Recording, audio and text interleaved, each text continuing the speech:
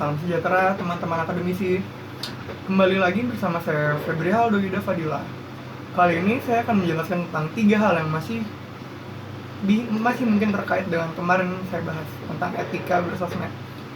Nah, sekarang adalah batang dari etika bersosmed sendiri tentang menghargai karya orang lain, yaitu mencantumkan sumber. Dalam bahasan sekarang akan ada 3 topik yang saya akan berikan kepada kalian, yaitu tentang plagiat, pentingnya mencantumkan sumber, serta apa itu haki atau hak kekayaan intelektual. Menarik kan? Nah, kalau gitu ayo coba perhatiin baik-baik. Kita sekarang masuk ke bagian pertama. Yang pertama adalah plagiat. Plagiat sendiri merupakan satu tindakan berupa mengambil, menggunakan, memanfaatkan atau memanipulasi karya orang lain dengan tujuan kepentingan pribadi tanpa menyarankan sumber atau menyebut siapa nama orang yang membuat atau menulis, sehingga membuat orang berpikir bahwa pelakulah yang membuat atau menulis informasi tersebut. Pelaku di sini adalah orang yang melakukan plagiat ya.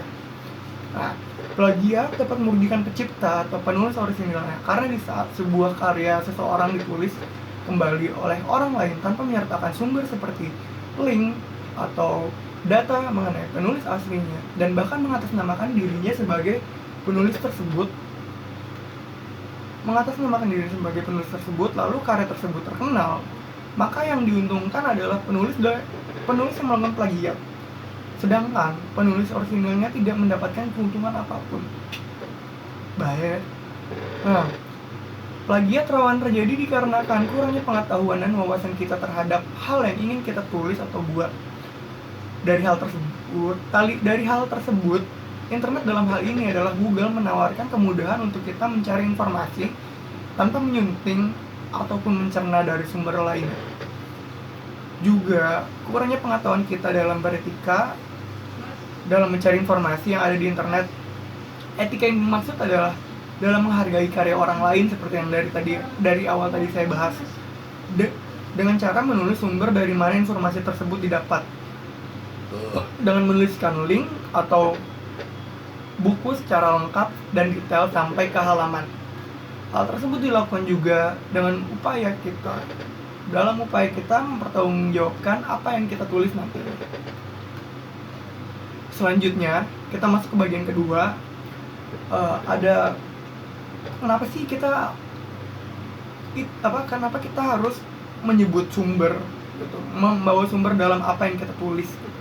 Kenapa hal itu jadi penting? Nah, karena sebuah karya masih tetap berhubungan dengan etika.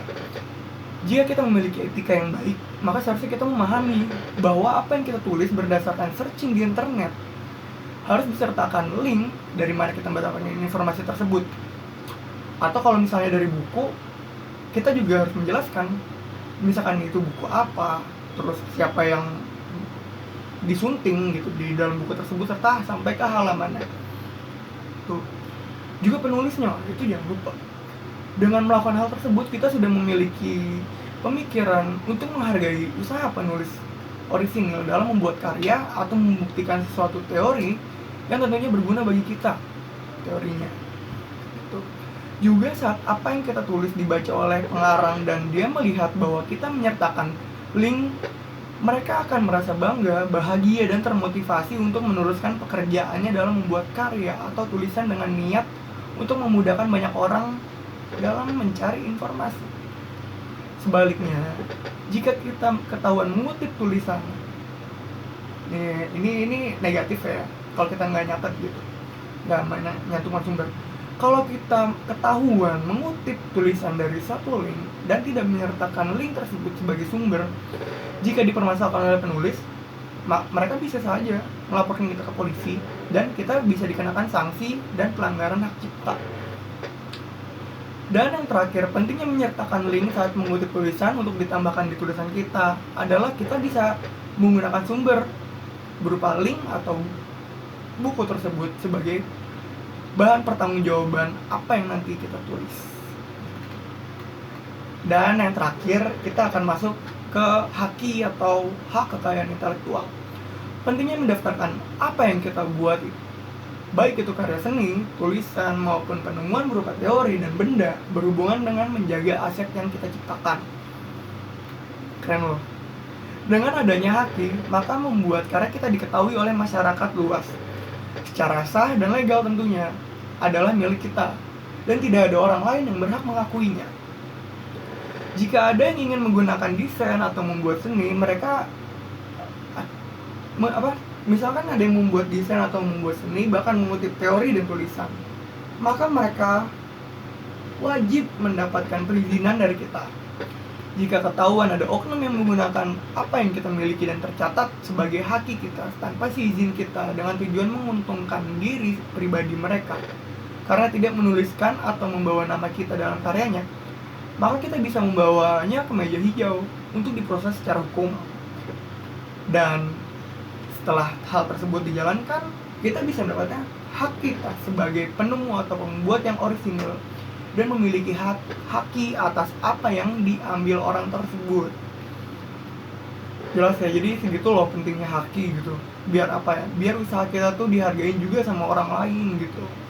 Cuman ya kita harus urus itu biar kita bisa menyebarkan bahwa ini loh punya kita ke orang-orang luas gitu ya. Sekarang untuk yang terakhir saya akan menjelaskan contoh tentang plagiat gitu ya. Atau saya akan menjelaskan plagiat melalui sebuah contoh yang saya buat gitu. Dan mungkin ini masih berhubungan dengan apa yang baru-baru ini terjadi sama saya ya saat saya menjalankan beberapa ujian gitu. Misalkan sekarang saya ambil contoh saat mahasiswa diminta membuat sebuah karya tulis tentang satu tema oleh dosennya dan diberikan waktu 40 menit. Mereka berlomba-lomba untuk membuat karya tulis tersebut berdasarkan latar belakang, pengalaman, serta pengetahuan mereka terkait tema yang diberikan oleh dosen. Di dalam kelas terdapat ada 2 orang berduduk bersebelahan. Yang pertama si pintar dan ada si malas. Si pintar dengan wawasan yang luas serta pengalaman yang ia miliki tentang tema tersebut, ia membuat karya tulis dengan sangat amat jelas dan terperinci hingga detail-detail kecil tentang tema tersebut. Ia tuangkan ke dalam karya tulis yang membuat hasil karya tulisannya menjadi sangat panjang namun berisikan hal-hal yang cukup penting terkait tema yang diberikan dosen. Lalu ketika ia menyadari sebentar lagi karyanya sudah selesai gitu, dan dia masih memiliki waktu yang cukup, maka ia bergegas izin ke dosen untuk pergi ke kamar mandi untuk buang air kecil. Saat kembali, ia melanjutkan tulisannya dan melihat si pemalas yang di sampingnya sedari tadi diam saja dan seperti orang yang tidak tahu apa-apa gitu, tiba-tiba berdiri dan bersiap mengumpulkan karya tulis miliknya. Terpacu dengan hal tersebut, si pintar mempercepat gerakan menulisnya untuk menyelesaikan karya tulis tersebut agar ia bisa bersantai juga. Setelah selesai dan dirasa hasil yang ia tulis sendiri cukup memuaskan, segeralah ia beranjak dari kursinya untuk menyerahkan hasil karya tulis tadi. Setelah ia memberikan lembaran tersebut kepada dosen dan berjalan kembali duduk ke kursinya, belum sampai ke kursi, ia dipanggil oleh dosen untuk kembali ke meja dosen dan menjelaskan apa yang ia perbuat atau lakukan. Dan dosennya menyatakan bahwa ia melakukan plagiat karena memiliki hasil yang mirip dengan karya si pemalas yang lebih dulu mengumpulkan karyanya sesaat sebelum dia mengumpulkan. Ia dituduh mencontek hasil karya si pemalas dan hanya menambah-nambahkan kata-kata dari tulisan si pemalas agar terlihat berbeda dan lebih panjang. Dia pun bingung, karena sejak dari tadi dia sama sekali tidak melakukan hal tersebut. Dan dia mencoba menjelaskan apa yang dari tadi dia kerjakan selama duduk di kursinya adalah hasil dari pengetahuan, wawasan, serta pengalaman tentang tema tersebut. Dia menjelaskan sampai terperinci, sampai langkah-langkah ini, langkah-langkah itu gitu, untuk memberi gambaran yang jelas agar dosennya bisa mengerti apa yang dia tulis, gitu loh maksudnya. Tapi dosennya tidak menerima hal tersebut dan tetap kokoh pada pernyataannya karena merasa si pemalas tidak salah karena ia mengumpulkan duluan.